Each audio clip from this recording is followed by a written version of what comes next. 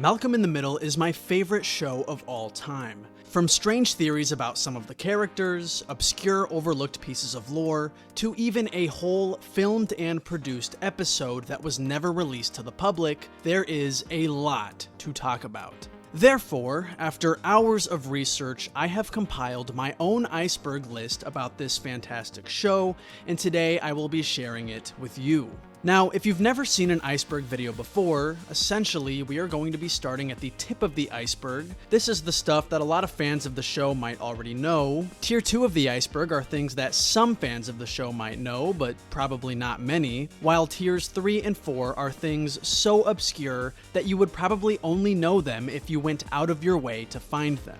Also, just a quick disclaimer before I begin, I am not really going to be talking about the new season, Life's Still Unfair, all that much. I think I only have like 1 or 2 things about it in here, as I really wanted this video to focus on the original series. So, with that out of the way, let's begin with Tier 1, the tip of the iceberg.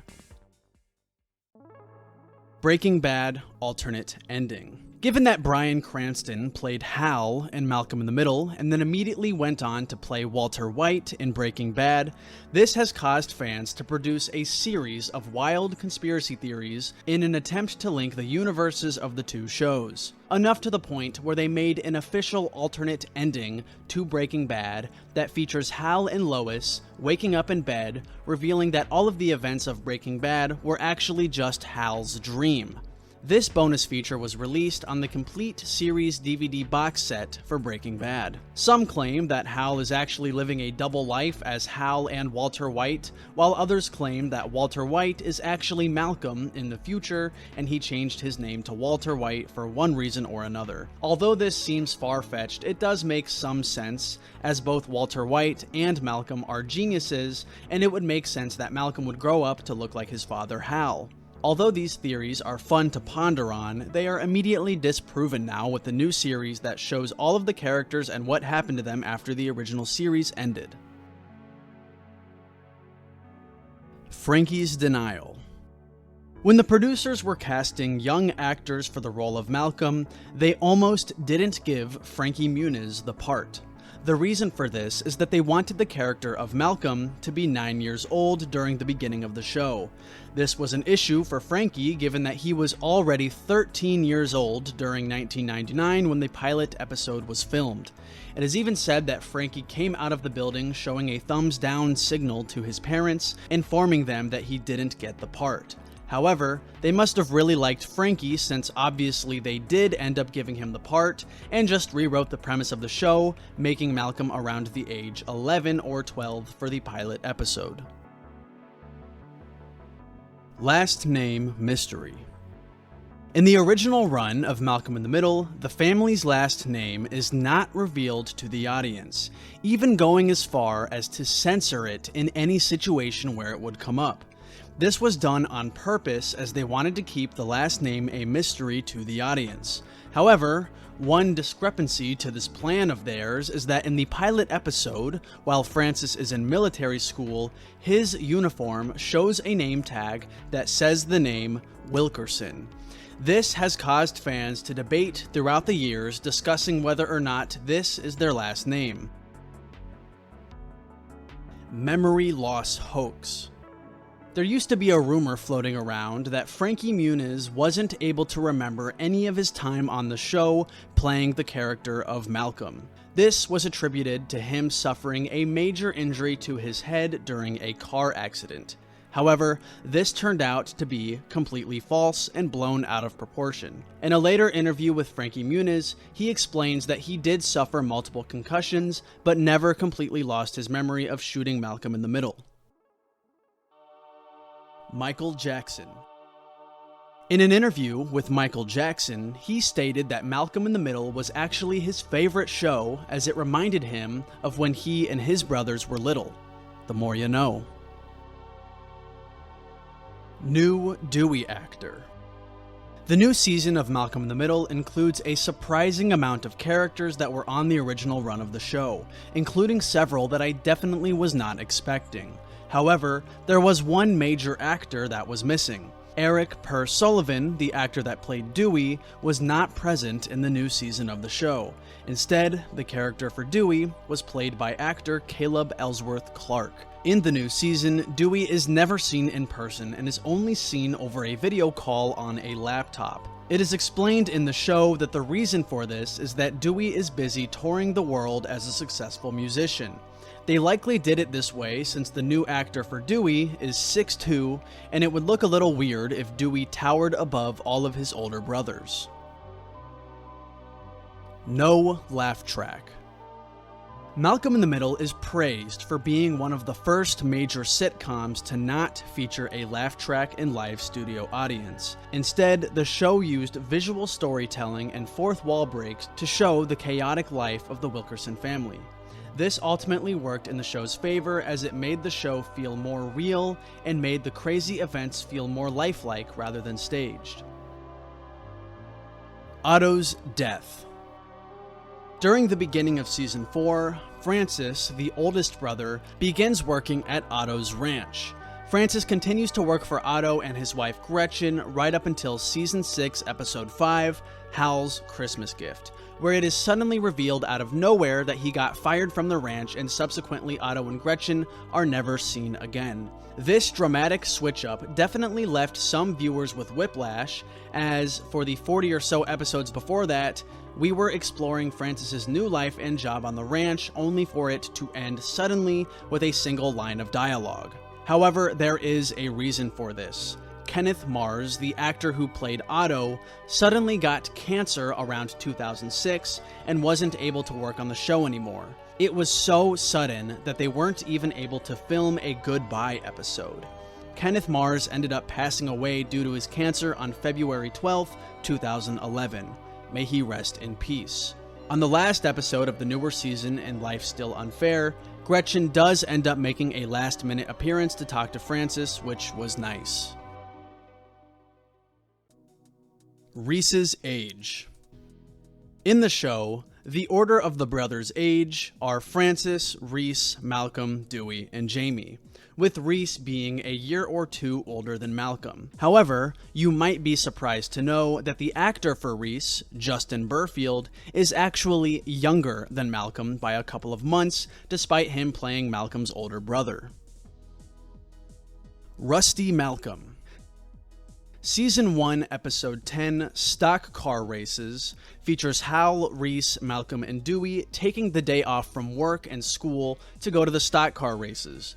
During this episode, Hal reveals to Malcolm that he was actually named after a racer named Rusty Malcolm. This is made even more crazy by the fact that Frankie Muniz ended up taking an interest in race cars in his later years after the show. Season 1 DVD.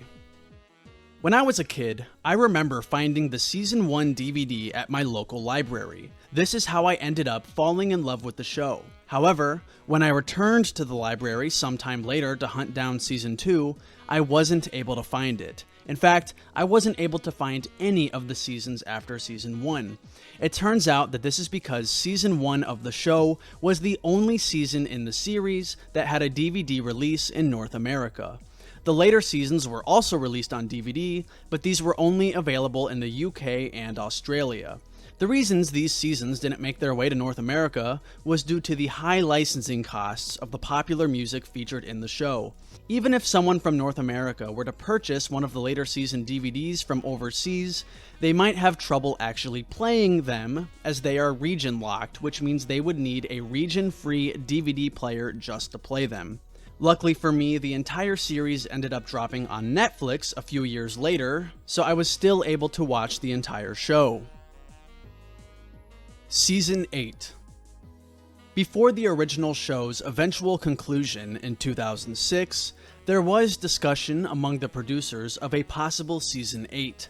However, this never ended up getting the green light, as the ratings of the show were too low by that point, and the fact that the actors were all grown up, so it probably wouldn't have worked too well.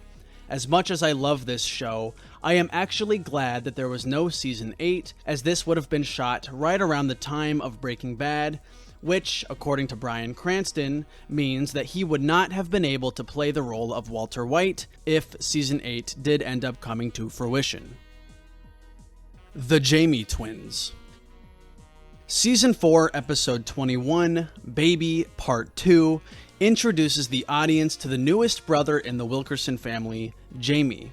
Many people don't know that Jamie is actually played by a pair of twins rather than just one baby, sort of like the Olsen twins from Full House. During Season 4, when Jamie was a newborn, he was actually played by two different sets of baby twins, Callista and Catalina Adams and Kara and Jessica Sanford. In the later seasons, when Jamie was a toddler, he was played by a third set of twins, Lucas and James Rodriguez.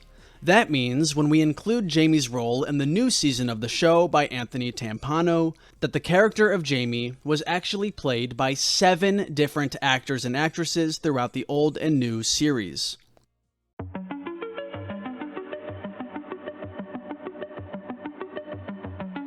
Bowling pins.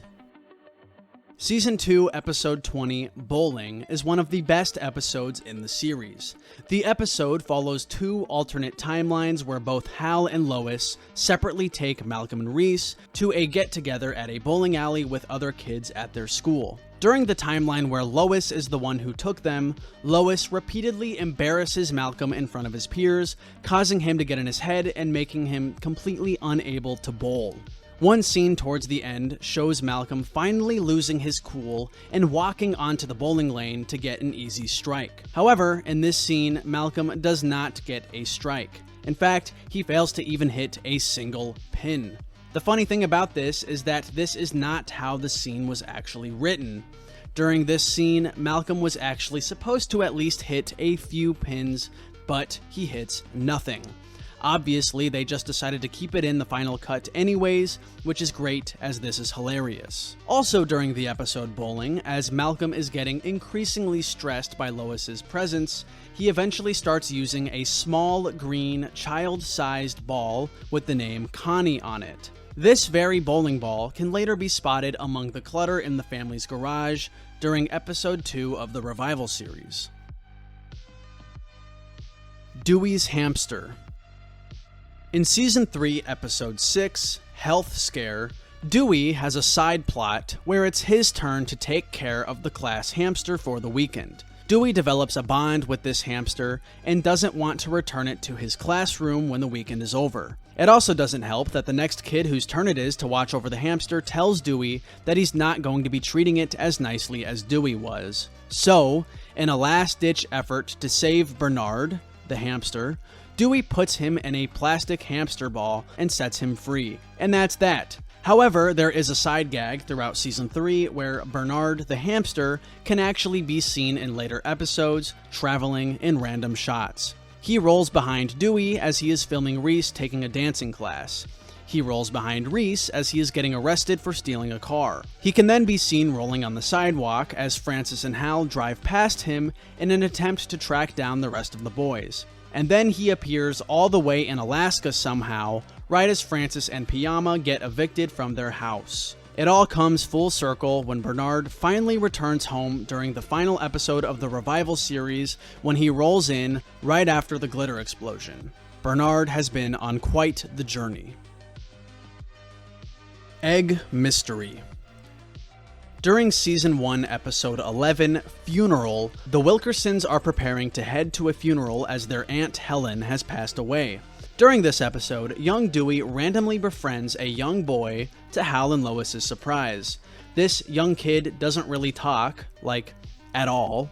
When Lois asks for his name, the young kid blurts out a mild noise with his mouth that somewhat resembles the word egg. So, he was named Egg. The thing is, no one is quite sure what exactly happened to Egg, as he never makes an appearance ever again beyond this episode. This was really far-fetched, but I was actually hoping to get a random Egg appearance during the Revival, but I was not so lucky. But yeah, whatever happened to Egg will forever remain a mystery, it seems. Brother appearances. Season 4, Episode 17 is the episode Clip Show 2, which is one of 2 episodes in the series where the entire episode is basically just a compilation of clips from previous episodes. Aside from the clips that the episode shows, Malcolm does not make an official appearance in this episode. The episode focuses on Hal and Lois as they are going through their files trying to create a will. Reese appears in the cold open as he thinks he found a voodoo doll for Hal, and Dewey appears at the end of the episode as he hit his head real bad and he needs to go to the hospital. There is no Francis plot in this episode, and later in the series, Lois is gone for a few episodes as it is explained that she is going to visit her sister. Therefore, as it stands, Reese, Dewey, and Hal are the only characters in the entire series that make a legitimate appearance in every single episode. If Boys Were Girls writer. During Season 4, Episode 10, If Boys Were Girls, we explore an alternate reality of what it would be like if Francis, Reese, Malcolm, and Dewey were all born as girls instead of boys. The episode is actually shockingly unique and hilarious, but what's even crazier is the fact that the original premise for the episode was written by an 11-year-old. Apparently, the niece of the show's costume designer, 11-year-old Alexandra Kozensky, came up with the idea and even wrote a 2-page story outline for the episode, to which the producers actually took it in. Jane was pregnant. During Season 1 of the show, Jane Kaczmarek, the actress who plays Lois, was actually pregnant in real life. The only time in the series that the actual Lois character is pregnant is in Season 3 and 4, when she is pregnant with baby Jamie. Therefore, the directors had to take creative workarounds to hide the fact that Jane was pregnant. They did this by mainly shooting her from the chest up and hiding her stomach. Missing cartridge. During the 13th episode of Season 1, Roller Skates, there's a scene of Reese playing a Game Boy, except there's no actual game cartridge in it. Whoops. Reese was innocent.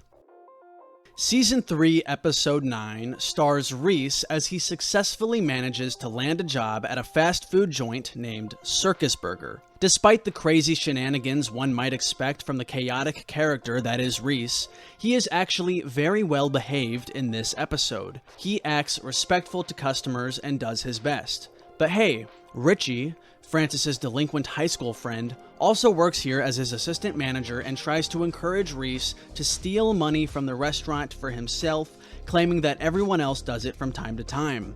Reese puts the money in his pocket, but then swiftly puts it back into the cash register where it belongs, while Richie isn't looking, as he really just wants to do his job honestly.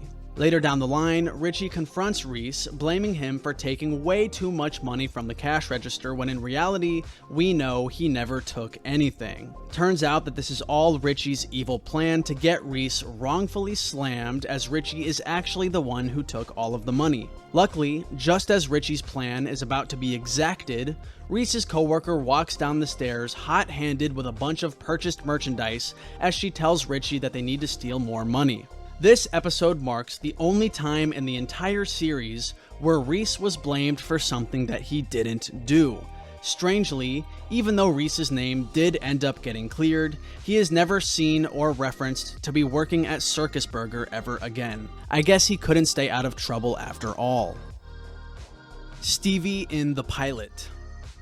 Malcolm's handicapped best friend, Stevie, is first revealed in the pilot episode of the show when Lois essentially forces Malcolm to have a playdate with him after he sat next to him at lunch. Many people don't know that this was originally meant to be Stevie's one and only appearance. He wasn't cast on any other episodes, as he was just meant to be a one-off side character. However, after the producers realized the positive reaction to Stevie's character, they decided that he would be reappearing in later episodes. TV 14. Season 3, Episode 18, Poker 2, is the only episode in the entire series that was given the TV 14 rating. This was likely due to the fact that this episode involves a character bringing a gun to the Wilkersons' house.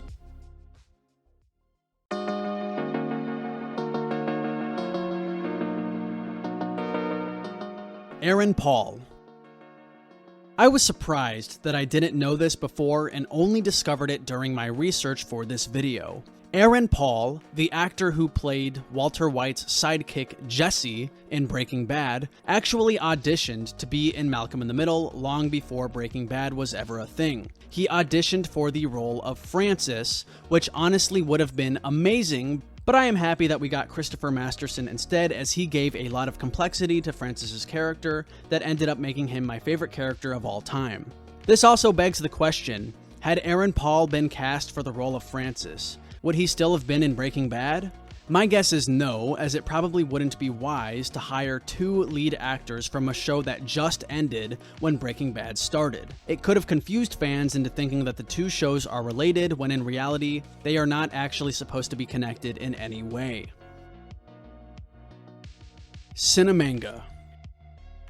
Here we have another piece of obscure Malcolm in the Middle memorabilia. Around 2004, a publisher by the name of Tokyopop released a book series of the show, marketing it as Cine-manga. This means that instead of actual anime drawings, these books consist of actual images from the show with speech bubbles next to the characters. As far as I can tell, only 2 volumes of this book were released. I could not, for the life of me, find any actual pictures of what the inside of the book actually looks like, but there are a few of these circulating around online for sale, so if you are dying to know, you can actually find out for yourself. Danish Otto. Francis's eccentric boss Otto and his wife Gretchen speak with a heavily exaggerated accent, as it is explained that they are immigrants from Germany. However, in the actual German dub of the show, Otto and Gretchen were changed to Danish immigrants, as it wouldn't make sense for them to speak their own language with a funny accent. Doppelgangers. Malcolm in the Middle has repeatedly reused actors and actresses for various side roles. Nancy Linehan played both the roles of Malcolm's therapist in Season 2 and a daycare worker at a church in Season 4. Reagan Wallace plays both the roles of Reduca, the short-lived foreign wife of Reese in Season 7, and this girl who kept yelling at Reese when he stole a car during his driving test in Season 2. It's funny that both of her roles included screaming her head off at Reese. The actress Alessandra Torsen plays the role of Kirsten towards the beginning of Season 5. She only appears in one episode as a potential love interest for Malcolm when she goes to a party. Interestingly, this actress also appears in Season 3 as Sarah, who fills the role of Malcolm's girlfriend. However, we never actually see her face in this episode.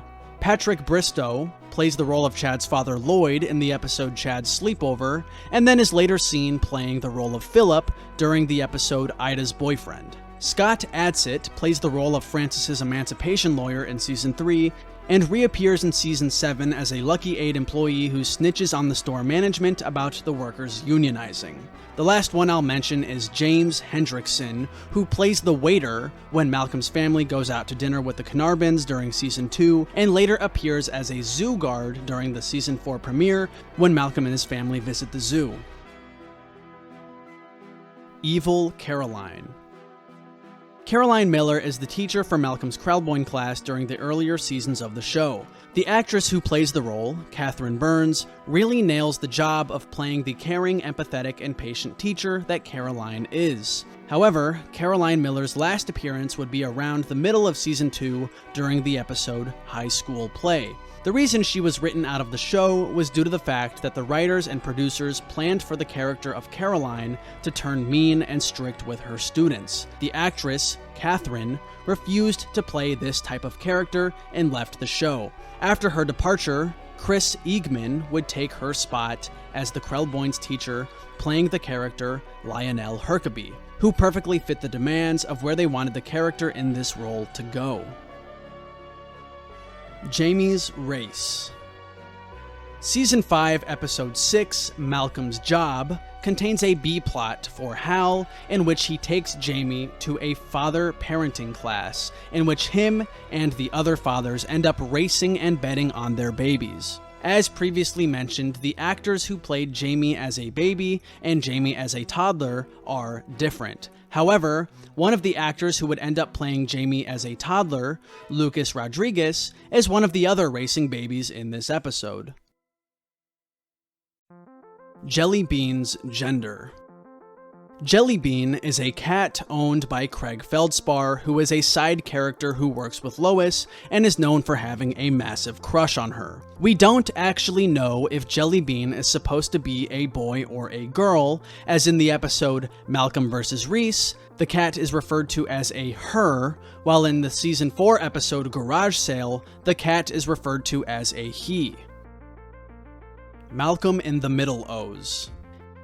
Before the airing of the pilot episode, members of the cast, the press, and the Academy were all given a box of Malcolm in the Middle O's. These cereal boxes are extremely rare, and actually getting your hands on one is next to impossible, as they are not on the market and were only given to select individuals. As for what's actually inside the box, well, I actually couldn't tell you. The only actual listings for it are on a bidding site called WorthPoint, where there are 2 listings where both owners claim that they don't know at all what's inside the box. Another mention I found about this obscure cereal box was on Reddit. 5 years ago, a Reddit user posted a picture of the cereal in the Malcolm in the Middle subreddit, asking if anyone knows anything about it or what it tastes like. One user by the name of Globy Mike explains that he has one of these boxes and doesn't know what's inside of it, although he claims that it isn't cereal. He even uploaded pictures of the box in closer detail, revealing the show's credits as the nutrition label and even a minigame on the back. Beyond that, there isn't really much information behind these strange pieces of TV memorabilia. Malcolm's state. The state in which Malcolm and his family live in is never actually revealed. This was likely on purpose. But Season 4, Episode 15, Garage Sale, might suggest that the family actually lives in Chicago, Illinois. The end of the episode shows Hal as he is being pursued by FCC agents for illegally hosting a radio station from an old radio transmitter that he found in the garage under the alias Kid Charlemagne. While Hal was driving around testing out his radius, he can be seen circling his area on a map of Chicago, Illinois, specifically in the Harwood Heights area. Manfred's death. Season 5, Episode 10, Hot Tub, has an interesting Francis plot which involves him and his bosses Otto and Gretchen. Otto and a man named Manfred have been best friends since childhood. One day, Manfred and Gretchen met and fell in love, to which Otto was super jealous, so he stole Gretchen from him the day before they were going to get married. This was all years ago, but today, in this episode, Manfred makes his return to propose to Gretchen, which is a huge problem for Otto, as Manfred has no idea that he's with Gretchen now. Luckily for Otto, Francis saves the day by accidentally killing Manfred. Yeah. As dark as this sounds, Manfred's death is about as comical as you can imagine. He is killed by a chain reaction started by a flipped plate, leading to him rolling down the hill in a cart, where he then proceeds to explode somehow. Although it's never specifically stated whether or not Manfred actually died in this incident, it's the assumption a lot of fans go with, since he is never seen or heard from again, and because of course the guy was exposed to a literal explosion. Since Francis is the one who placed all of these objects here, this makes him the only character who was involved in the death of another character. Missing stuntman.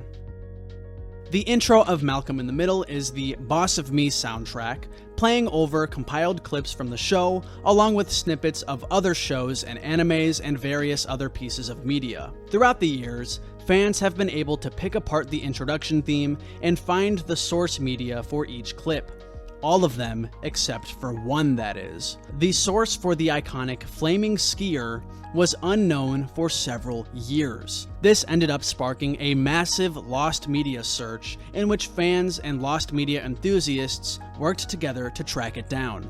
After a long search, they finally managed to find where the clip was from. It ended up being from the 1974 documentary The Color of Skiing by Warren Miller. The YouTuber Kid Leaves Stoop made a fantastic video about this search a couple years ago, and I highly recommend checking it out. Red Dress Mistake. Red Dress is the iconic second episode of the show where Hal and Lois plan to celebrate their anniversary, but Lois doesn't ever make it to dinner as she is busy trying to discover which one of her boys burned her expensive new dress. This episode is frequently cited as one of the best episodes in the entire show. However, there is one clip in the episode that made it to the final cut where you can clearly see the body of presumably one of the producers hanging out in Lois's bedroom. Spanish Brothers. In the Spanish dub of the show, the voice actors who voice the characters of Reese and Dewey are actually brothers in real life. Likewise, also in the Spanish dub, the voice actor who voices Hal is actually their father in real life. Spath's Return. The pilot episode introduces the character Spath, who was shown to be a bully for Malcolm and pretty much everyone else at the school for that matter. This is Spath's only appearance in the entire show, yet he was actually originally intended to make a return in the Season 4 Episode 16, Academic Octathlon, to get revenge on Malcolm. It is unclear what he would have actually done in this episode, as all the information there is that he would have tricked Malcolm into leaving and stole his spot. Either way, this never came to pass as it was too expensive to bring back the actor, Vincent Barry, who plays the role of Spath. Teacher Kitty. Kitty Carnarvon, played by the actress Maren Dungy, takes the role of Stevie Carnarvon's mother. I actually have an entire video explaining why she is a terrible person, but that's neither here nor there. Kitty Carnarvon's first appearance is Season 1, Episode 6, Sleepover, where Malcolm and Stevie have their very first sleepover and end up sneaking out. However, I remember being very confused about this when I read it, and that's because the actress who plays Kitty Carnarvon actually appears in the pilot episode playing the role of Malcolm's teacher before he joins the Krellboyne class. It seems like a strange decision to use an actress as a one-off side character and then reintroduce her as a named cast member just a few episodes later, but this was likely done because the producers didn't plan for Stevie to reappear in future episodes, as we've previously discussed.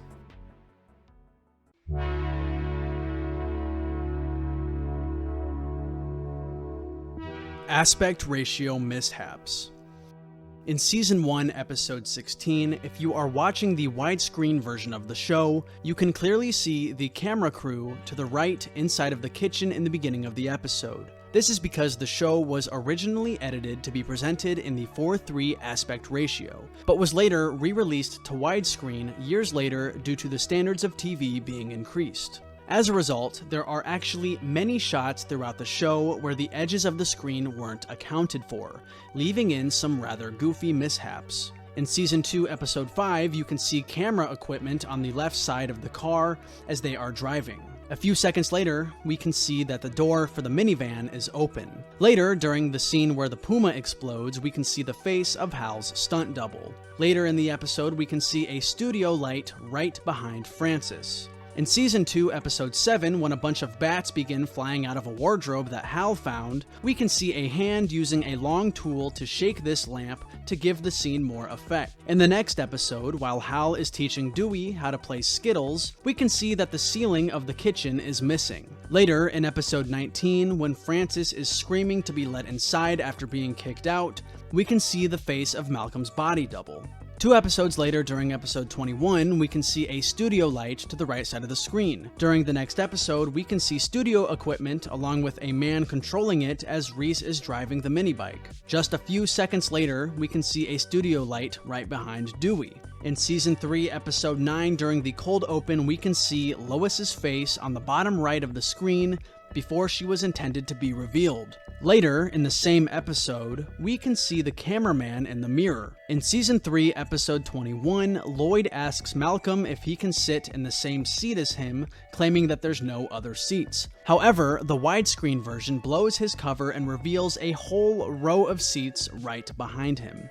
Towards the end of that same episode, while Hal's dominoes are falling, we can see a hand right next to the domino flag. In Season 5, Episode 13, we can see Lois's sister with a fake plastic baby that's supposed to be baby Jamie. And finally, the last one that I'll mention here, during Season 7, Episode 6, while Malcolm and Jessica are talking about Malcolm's crush, an unknown man can be seen walking in the reflection of the window behind them. There are definitely more of these instances in the show. Comment down below if you know of any others. Clip Show 2 Cut Ending. Clip Show 2 is the second of 2 episodes where the runtime is filled with an assortment of popular clips from previous episodes in the show. Although the episode is mainly focused on these reused clips, the episode does have somewhat of a story going on to justify it. Hal and Lois are in the kitchen looking over their assets and writing their will. The episode ends with Dewey bumping his head and Lois and Hal taking him to the hospital. However, there was actually a lot more for this episode that never made the final cut. These deleted scenes included Malcolm, Reese, and Dewey secretly listening in on their conversation about who will be their legal guardian in the event of Hal and Lois's death. Additionally, Francis was set to make an appearance as well to defend himself when Lois is uncomfortable with the prospect of him taking care of his brothers if they were to pass away. This all ended up being cut from the final version of the episode, as it added too much screen time, and it also didn't make sense for Francis to appear out of nowhere unprompted like this. Creepy Craig. Craig Feldspar is a goofy side character who works with Lois at the Unaired and is famously known for being a giant nerd and also for having a huge crush on Lois, despite the fact that she is married to Hal. On the surface, Craig is actually pretty goofy and innocent, and is even seen hanging out with the family from time to time, as him and Lois are actually pretty good friends. But if we take a closer look, we come to find some disturbing evidence that spells out what kind of skeletons he has in his closet. As it turns out, Craig's infatuation with Lois is much more than a normal crush. He is actually disturbingly obsessed with her. In Season 2, Episode 21, Malcolm vs. Reese, the side plot involves Dewey watching over Craig's apartment and taking care of his cat Jellybean while Craig is away for a few days to attend a comic convention. While Dewey is hanging around Craig's apartment, we end up seeing a lot of weird things that point to a much more deranged picture. When Dewey crawls under Craig's bed in an attempt to chase Jellybean, we see this giant bin full of photos that were taken of Lois without her knowledge. These photos include her bending down to pick something up under her car, and one of them is even taken while she's in the kitchen of her own home, entailing that Craig is literally stalking her. This box also includes a random chewed up piece of gum with a date written on the wrapper and a stick of lipstick, 2 objects that were likely scavenged by Craig from Lois. To make things even weirder, there is another box under Craig's bed with voodoo dolls in it, of which one of them is clearly meant to be Lois, as it is seen wearing an outfit that clearly resembles Lois's iconic Unaired outfit. The doll even has a red strand of hair on it, which was likely taken from Lois somehow. This is extremely creepy and has changed the way that many viewers see Craig. Cut cold openings. The beginning of each episode of Malcolm in the Middle includes a cold opening, which is essentially a short clip that plays before the introduction theme. These clips don't add anything to the main plot of the episode, and are just meant to be funny introductions. Interestingly, in Season 1, there are actually 4 cold openings that never made it into the show. These clips were never broadcasted on live television and were only released to the public as a bonus feature on the Season 1 DVD. The first opening is Goggles, which includes Malcolm and his Krellboy classmates hanging out in the school bathroom as Malcolm tricks them into creating an explosion in one of the toilets while they get toilet water all over them. This was meant to be in Episode 2, Red Dress, but was replaced by the famous opening of Lois trying to bust the boys in their bedroom, not realizing that Dewey is tied up right on the door. The next one is Crapopoly, where Malcolm and his brothers can be seen playing a made-up board game with random pieces, as none of the board games they own have all of the pieces, thanks to the boys losing and destroying them. This one was meant to be in Episode 8, Krellboy Picnic, where we we instead got Lois and Hal sleeping in bed as the boys begin yelling and arguing out of shot as they decide who has to go deal with it. Then we have Piranhas, where Hal comes home with a bunch of food only for it to be immediately devoured out of shot by the boys as if they were starving dogs. This would have taken place during episode 11, Funeral, but we instead got the scene of Malcolm reading literature out loud to his classmates as everyone around him is falling in love with him. Finally, we have New Mailman, which entails Hal and the boys eagerly awaiting for the new mailman to arrive so that he can get chased away by the neighbor's dog. This clip was originally intended for episode 14, The Bots and the Bees, where we instead got a scene of the boys frantically searching their house for quarters so they can go to the arcade. Although these didn't end up making the final cut, they are still awesome and are definitely worth the watch if you haven't seen them before. They are all available on YouTube and I will link them down below. Dewey's Therapy. Around 2006, during the final season of the show, Sky One TV, a TV channel in the UK, made a short series with Eric Sullivan as Dewey as he is attending therapy.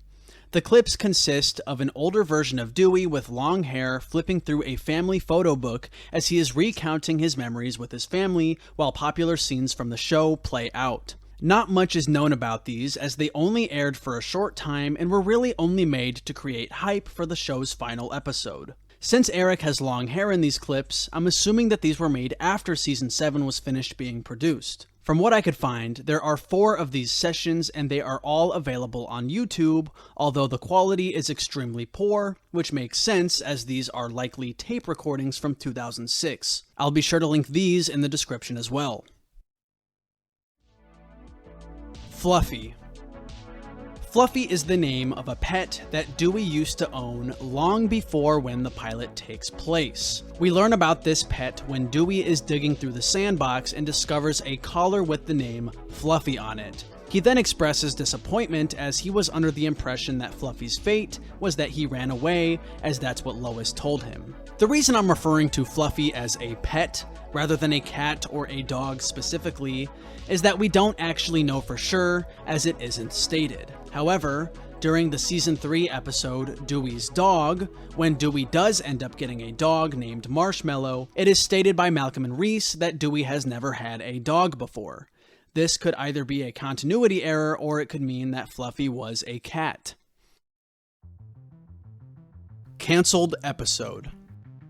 The episode Malcolm's Girlfriend is the 4th episode in season 3, where the main plot consists of Malcolm dating a girl named Sarah and falling madly in love with her. The Francis plot for this episode consists of him spending time in jail for the alleged crime of stealing a donut from a dumpster. While Francis is spending his time in jail, he becomes infatuated with the social lives between the cops guarding the jail, which is on full display in soap opera-like fashion. An entertaining Francis episode in its own right, although this little story wasn't actually the original Francis plot that was planned for this episode. This was discovered on Reddit, where a user shared a photo of the episode's synopsis from Hulu, which showed a completely different description than what the episode actually was. After this was posted, Michael Gluberman, one of the show's writers, chimed in to explain this, revealing that there is actually a fully filmed and produced Francis storyline that we have never seen,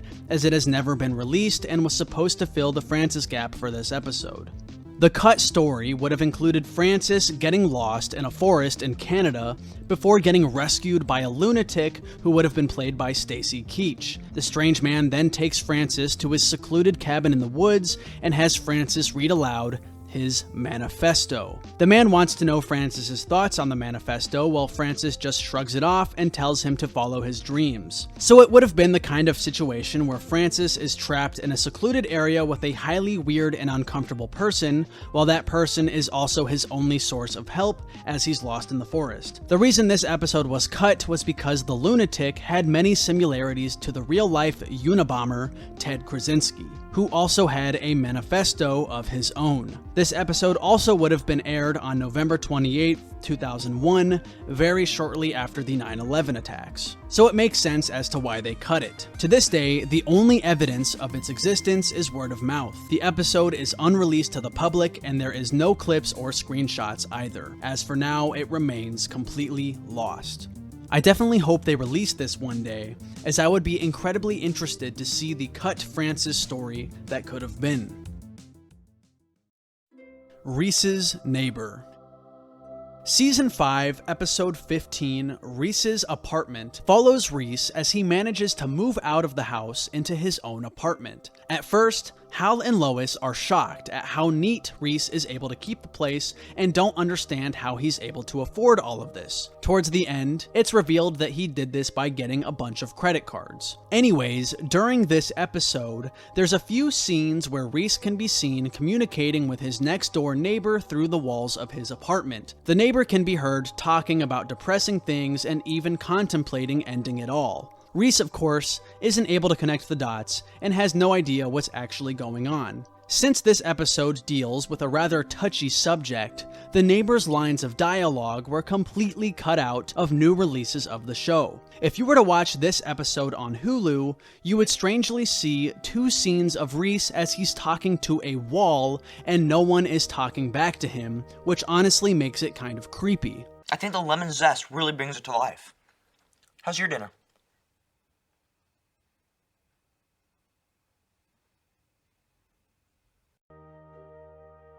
Supermax. Supermax is a Russian kids show that is essentially a shot-for-shot remake of Malcolm in the Middle. Released in 2013, the show is literally identical to Malcolm in the Middle. It only ran for one season, but from what I can tell, the show even follows similar story beats and character progressions from the actual show. The Attic. Since the show was filmed in an actual house rather than a set, this allowed the film crew to get complete 360 shots of the interior, which made the house feel way more realistic. Most fans of the show could likely find their way around this house easily thanks to the familiarity this style provides, similar to The Office. However, there is one room in the house that is never seen in the entire series. That room is the attic. A few times throughout the show, the attic is referenced and even explained to be accessible by the characters, yet we never see it for ourselves. Just imagine what crazy stuff the boys or Hal might have left up there. Or maybe this could even explain the mysterious disappearance of Egg. The Fourth Wall. Throughout the series, we constantly see Malcolm turning towards the camera to address the audience in what's called a fourth wall break. When Malcolm does this, we usually assume that we are hearing his thoughts being said out loud for us to hear. No one ever says anything or makes a comment about him doing this, so it's assumed that this is a special relationship strictly between Malcolm and the audience. However, there is actually some evidence to suggest that this is not the case at all.